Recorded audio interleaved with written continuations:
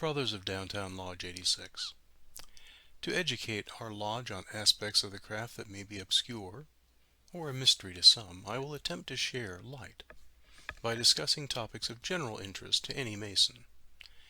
I will be starting with the appendant bodies that exist within the jurisdiction of the Grand Lodge of Arizona.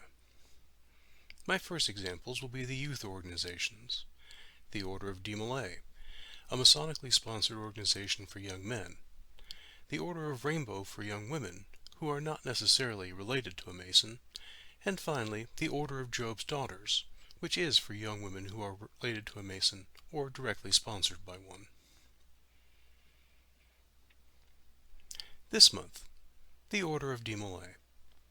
I have a personal interest and stake in this one. I am a proud senior DeMolay, 40 years in 2024.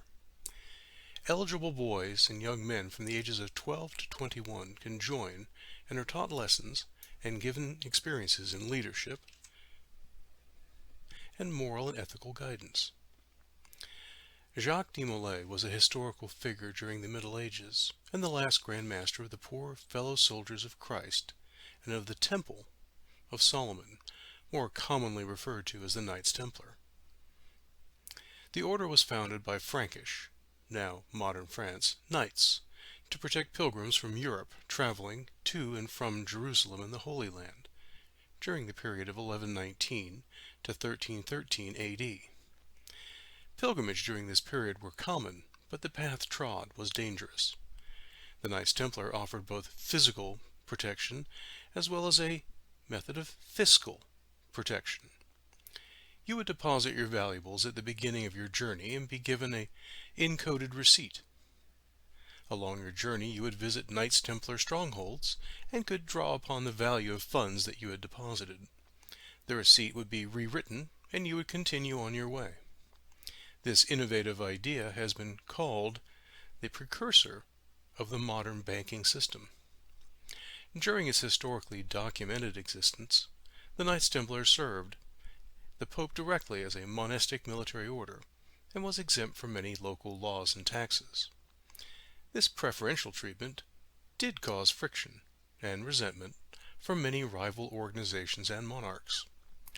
As the Knights Templars' role in protecting the Holy Land faded in the late 1200s, as the Holy Land was lost from European control, the political pressures and machinations from the King of France in the early 1300s led to a marginalization of the Knights Templar. King Philip was heavily indebted to the Knights Templar and found the way to both relieve himself of those debts and to plunder the assets of the Knights Templar at the same time. In 1307, Pope Clement V, who was heavily influenced and under the control of King Philip, acceded to the Knights Templar being accused of heresy and other crimes. All known Knights Templar members in the Kingdom of France were suddenly arrested on Friday, the 13th of October, 1307, on secret orders from the King of France and put on trial. Many confessed to crimes they did not commit under the inducement of torture, and to recant a confession made in such circumstances was punishable by death by the laws of the time. After numerous trials, over a period of 7 years, by church authorities, on the 18th of March 1314, DeMolay was executed by the order of King Philip, being burnt alive at the stake on a small island in the Seine River in Paris. The site, within sight of Notre Dame, is marked today by a plaque and a small park. Many Masonic traditions exist around these events and what was or was not said, but the facts as presented here are based on verifiable evidence from the time period. How does this relate to the Order of DeMolay, a young man's organization that has been affiliated with Freemasonry its entire existence? That is chiefly due to the influence of its founding members and advisory council of Freemasons in Kansas City, Missouri, in the early 20th century A.D.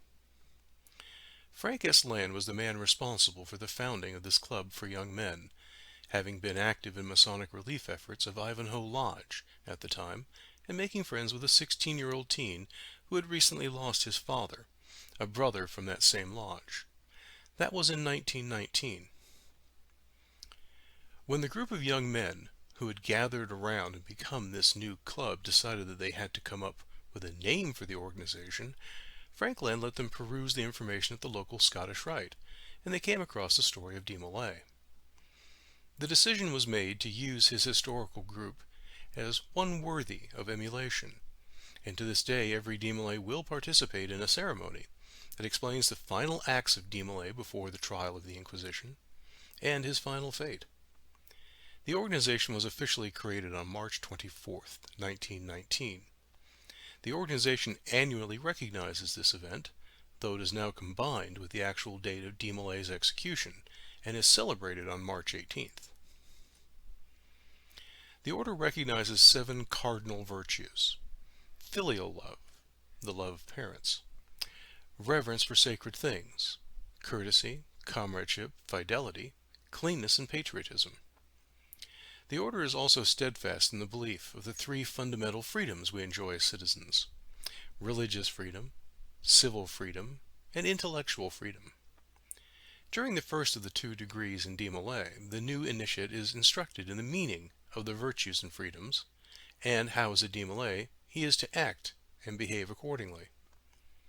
The 2nd degree is the symbolic representation of the trial of DeMolay, as mentioned above. Historically, the member had to pass a proficiency before they can progress from the 1st degree to the 2nd and acquire full membership and voting privileges. The goal is to give these young boys and teens the tools wherewith they can become good men, and a moral and ethical framework with which to base their adult lives. The order is worldwide and is always associated with Freemasonry wherever it exists, with lodges acting as sponsoring bodies. As of 2022, the approximate worldwide membership is around 12,000 active DeMolays, and the number of senior DeMolays is not available, but with 100+ years of existence, it could easily number in the many hundreds of thousands, both living and deceased. Many notable Masons got their start in DeMolay, and the roll call of such brothers is an interesting read. Brothers Walt Disney, Mel Blanc, and even the Duke, John Wayne, were all DeMolay, amongst many others. The official site of DeMolay International has resources for those who are interested in such research. As Freemasons, it is a rare few of us anymore that have any direct contact with DeMolay. As with all the fraternal societies, declining membership and cultural changes have thinned the ranks.